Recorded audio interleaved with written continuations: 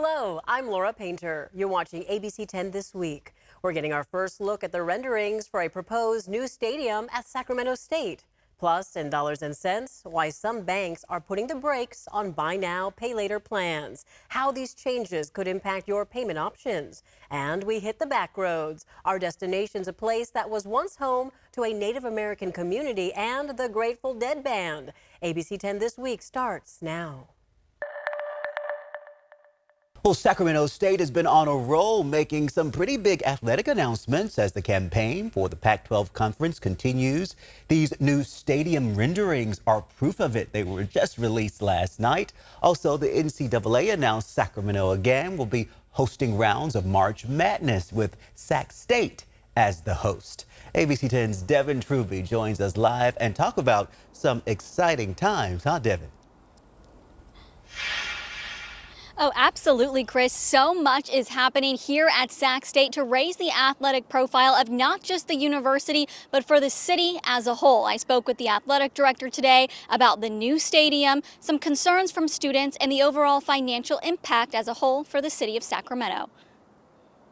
New renderings revealed for Sacramento State Hornet Stadium, designed by Populous, the same group responsible for Oracle Park and the Safe Credit Union. But shortly after the season, we'll be getting to work to determine a timeline construction schedule. We obviously have spring and track and field meets and everything in the spring. So obviously we will be working with Populous over the next couple weeks to determine exactly when we can start bulldozing it. While there's no official timeline, Sac State Athletic Director Mark Orr said he'd love to see football, along with rugby, soccer, and other sports, play there by 2026. If you look closely at the design, the new Hornet Stadium will not have a track. Instead, they'll upgrade an existing facility with brand new track and seating. Many students are wondering if they're paying for all of this or if their student fees will be impacted. Funds that are being dedicated to these projects are not coming from the university's general funds. These are funds that are dedicated to athletics through philanthropic gifts or corporate sponsorships or designated athletic revenues. Orr says student tickets will continue to be free even with the new stadium, even if they move to a different conference, and student fees are locked in for the next 3 years.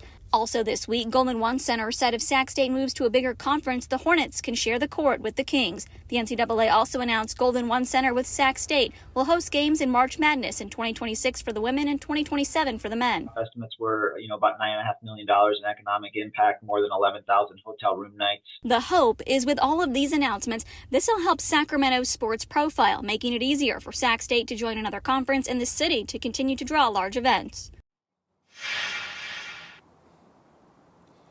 Now, the athletic director wanted to be very clear. Sacramento State is very happy in the Big Sky Conference, and this new stadium is happening no matter what conference they'll be playing in. Now, the offer to play in Golden One for basketball, that's more conditional on moving to a bigger conference. If that doesn't happen, Sac State hopes maybe they could play some specialty exhibition games now that that offer is open from the Golden One Center. Now, they would transport students to basketball games if they end up moving off campus to the downtown Golden One Arena. Reporting live from Sac State, Devin Truby, ABC 10.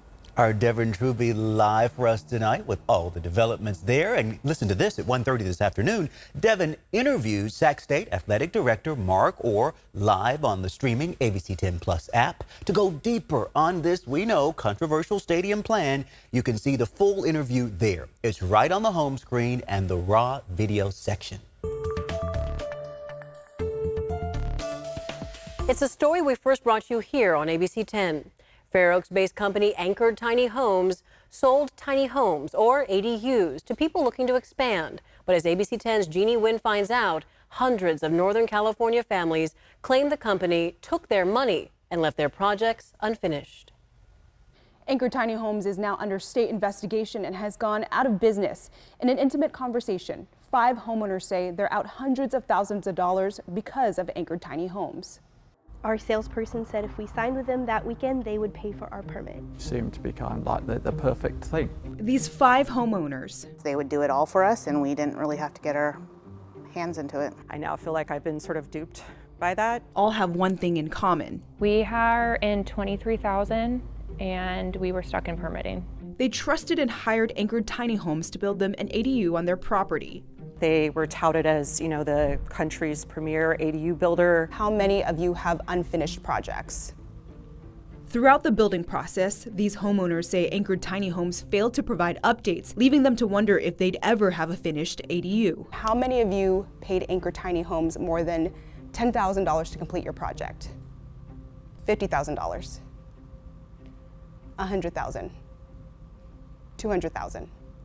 In July, Anchored Tiny Homes CEO Colton Paulus told ABC10 he was sorry to everyone he disappointed and that the company grew too fast, making it difficult for him to finish projects, pay contractors, and employees. It is our intention to finish every single job.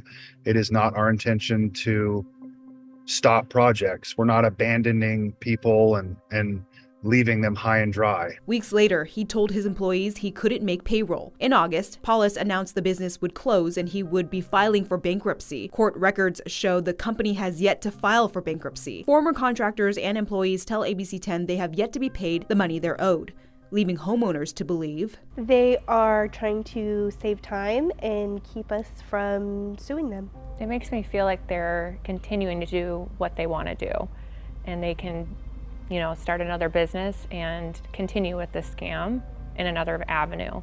And until they're stopped, they're just going to continue to do it. A day after ABC10 first reported on Anchored Tiny Homes, an LLC called Contractor Launched was filed with the California Secretary of State. Paulus's home address is listed on the company's filing. As for Anchored Tiny Homes, the contractor's state license board confirms it launched an investigation and is working with the state attorney general and Sacramento County's district attorney's office. The CSLB has also suspended the company's contractor's license due to a cancellation of their contractor's bond.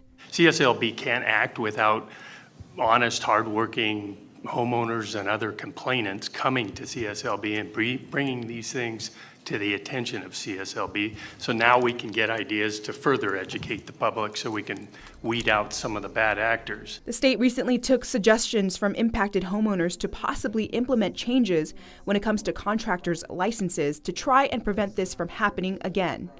We may need to look at why banks are not requiring escrow accounts today. If you go back 10, 15 years ago, the banks would have an escrow officer. They'd actually go out to the job site. They would look and see if the work was done before they would authorize payment for that work. And you're just not seeing it currently. Recently, the Better Business Bureau revoked Anchored Tiny Homes' accreditation after failing to maintain at least a B rating, work with the BBB to modify its practices, and cooperate with the BBB to fix the underlying patterns identified by customer complaints. ABC10 tried contacting Paulus multiple times over the past several months about paying employees, his bankruptcy claim, and more. He has yet to respond to our requests. The silence has left these homeowners with more questions than answers. Where is it all?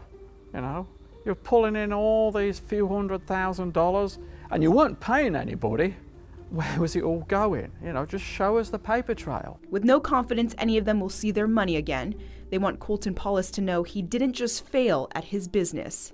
I just want them to know we have a face behind every name on their contracts. We have a story, and each family is affected, and our family multiple generations. Even though Anchored Tiny Homes' contractor license is currently suspended, the contractor state's license board says the company does have a chance to respond to try and save their license. However, if they don't respond in time, the CSLB can revoke their license without a hearing.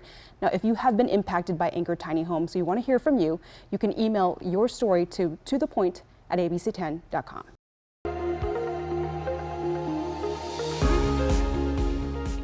Take a look. 10 on Your Side is getting results for a fed-up viewer in Sacramento. Amy says, I'm a resident of the Elmhurst neighborhood just behind the UC Davis Medical Center.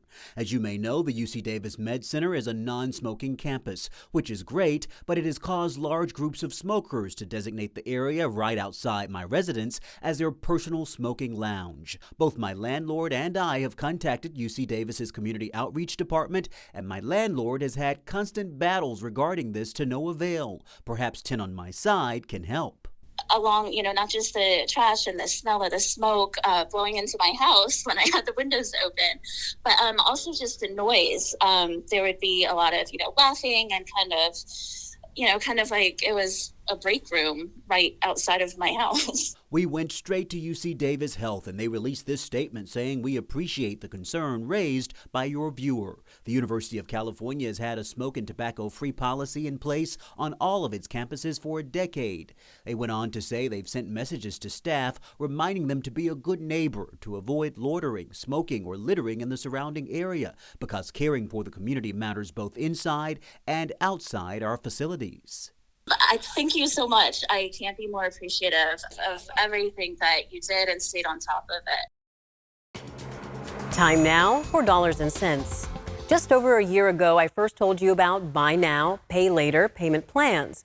Since then, they've really grown in popularity as a way to afford your online purchases by only paying a portion of the price up front. Now it appears banks are starting to catch on as to why shoppers like these plans so much and how lucrative they can be. So much so banks are banning third-party plans. An expert I talked with says there are still ways to manage your spending by understanding why these changes are happening. This is really about building more of a competitive edge in the market for consumers. Many of you got notices like this from your bank, alerting you they're now banning customers from using their bank credit cards to pay for third-party buy now, pay later plans, such as Klarna and Afterpay. For example, starting October 10th, Chase Bank customers will not be able to use Chase credit cards to pay for buy now, pay later installment plans. A lot of these credit card companies and institutions are actually creating their own buy now, pay later program within the card itself. It comes at a time of growing debt. A survey conducted by Harris Poll, as reported in Bloomberg News, finds 43% of people who took out buy now, pay later loans said they were behind on their payments, while 28% say the loans caused them to be delinquent on their debt. Speaking of consumers, are they the winners or losers when banks make this transition? That's a great question. Just remembering that the business model for the banks, they want us to use our credit cards. That means you might see your bank offering incentives, points, and buy now, pay later programs themselves, all in an effort, Paley says, to keep the cash flow of charging and paying on the bank credit card going. There are ways strategically to use credit cards to our benefit. That can include earning points to help you save money on a trip or to get cash back. Paley says it all starts with having self-discipline. Take the time to investigate and understand the credit agreement, what you and the bank get out of it. Is this really a need or is it a want? And do I need this right away? Chances are you might not. With the holiday shopping season coming up, the temptation will be there to spend and put your purchases on a buy now, pay later plan. But Paley recommends right now is the perfect time to start saving for those holiday gifts, trips, or parties. She says use your budget in a way that you can put money aside and use the cash on hand rather than using your credit card or buy now, pay later. That could have negative consequences. To watch more of my Dollars and Cents stories, head over to ABC10 Plus. We have an episode looking at the 4 fastest growing cities in Northern California on the home screen. You can also find it under the news section. The app is available on Roku, Amazon Fire TV, and Apple TV. You can also email me your questions at lpainter@abc10.com. And these hotter temperatures come during what is typically a busy month on Apple Hill. Yeah, ABC10's Alicia Machado spoke to a family-run orchard in Placerville about how the heat is impacting business. A trip to Apple Hill is a fall tradition for many, folks flocking there for apple picking and apple treats. We're going to have dessert for days, but I come up here for the apple donuts. But this week it's feeling more like summer than fall. It's too hot for October. There's a slight breeze, so it feels pretty good. If there was no breeze, then I'd be in my air-conditioned car. Out at Abel's Apple Acres in Placerville, customers opting for an apple cider float instead of a typical hot cider or finding a spot out of the sun. We've been trying to stay in the shade, so we're waiting for the fall weather. Tyler Ames, whose grandmother has owned the business for more than 50 years, says the hotter temperatures have impacted foot traffic. It slowed us down a little bit. We definitely feel it, especially on Tuesday and Wednesday when we were almost 100 degrees here. We saw a lot of slowdown. Out in the orchards, Tyler says the apple trees are fine, but the heat means more upkeep. Just with this heat, we have to keep the water on longer and water more often.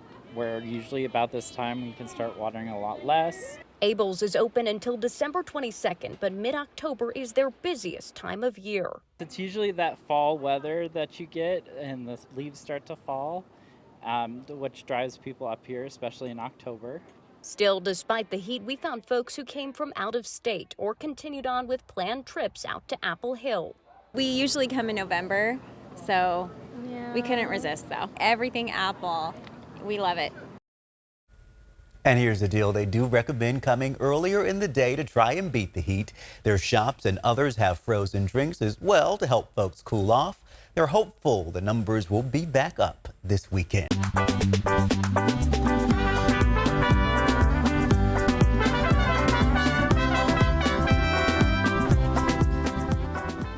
De los movimientos actuales por los derechos laborales, las protecciones. I began listening to it as a way to stay in touch with the issues in my community, to continue to learn. I just love it. I just enjoy it. Ever since Jesus Cruz moved to Modesto in 1990, he's been a loyal listener of Radio Bilingüe. It's important to have Latino-owned radio stations because when you own it, you can control the content and manage it. 30 años llevando a cabo en esta subestación Radio Bilingüe de Fresno, California. Originally from Oaxaca, Mexico, Hugo Morales and his family came to California searching for a better life. When I came here at the age of 9, I grew up picking prunes with migrant workers from Texas, migrant workers from Fresno in the San Joaquin Valley. Early on, Morales dreamt of more for his future. What I wanted was a radio service that gave the microphone to the listeners, to the common people, to the Latino community. Morales, a proud Mixteco indigenous Mexican coming from a lineage of farm workers, wanted to be a trusted voice of the diverse community. Commercial Spanish language radio does not provide the platform for the voices of the Latino people. And that's what I wanted to do. After starting the first Spanish radio station during his college years in Harvard, Morales came to Fresno to try and start his own radio service from scratch. By July 1980, Morales launched Radio Bilingüe with the broadcast reaching listeners across the San Joaquin Valley, staffed with volunteers in his own neighborhood.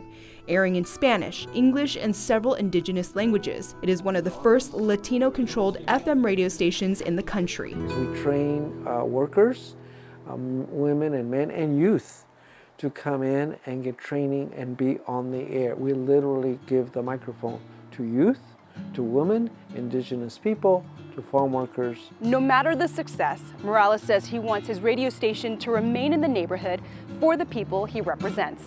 We, right now, are located in Fresno in the Mexican barrio, and we want to continue to be there. Even with plans to move in the next few years, Morales says it's still important to be visible to the people he's serving. Radio Bilingüe is a treasure, and it is by and for the community. It was built by members of the community. It was led by indigenous people, me, right? I'm indígena from Oaxaca, Mixteco. It is the labor of immigrants that build it, and it is the contributions of listeners, workers that contribute to it. Conectar visualmente y también a través de estas historias. I was on the air for a brief period of time because eventually I moved on to training other people that were coming through the door. An early employee of Radio Bilingüe and now a longtime listener, Cruz reflects back on how important this programming was for his family. But they listened to Radio Bilingüe while working in the fields, while picking tomatoes or picking grapes or picking oranges. You know, that's how we made our living at that time. More than 4 decades after its first broadcast, Radio Bilingüe owns and operates 26 stations in California and other states in the Southwest, with an additional 75 affiliates nationwide. Topics currently airing include Spanish news, health, immigration, and racial justice. Giving the opportunity to young people to listen and hear those voices that are on the air and say, one day I can be that. In Fresno, Jeannie Nguyen, ABC10.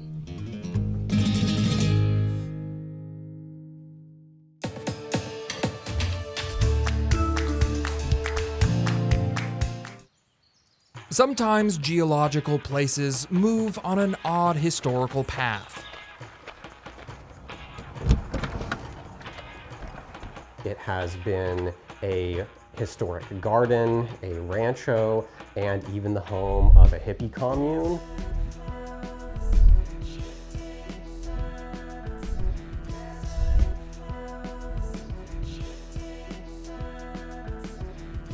This is Olompali State Historic Park, a grassy 700-acre plot of land overlooking the San Pablo Bay in Marin County. And long before it was a hippie commune, it was Coast Miwok territory. This is, for the Coast Miwok, Olompali is home, one of many homes. But it's one of the more important ones because it's a trade site. Much like Highway 101 is today, the land surrounding Olompali was a heavily trafficked trade route for different indigenous tribes across California, and the Coast Miwok were at the center of it. It's a perfect little stopping ground in between, plus it's a really good area to find water, food, and really anything else you might need to live out here. Park interpreter Ryan Forbes says Olompali means southern village, and the Coast Miwok lived here for thousands of years.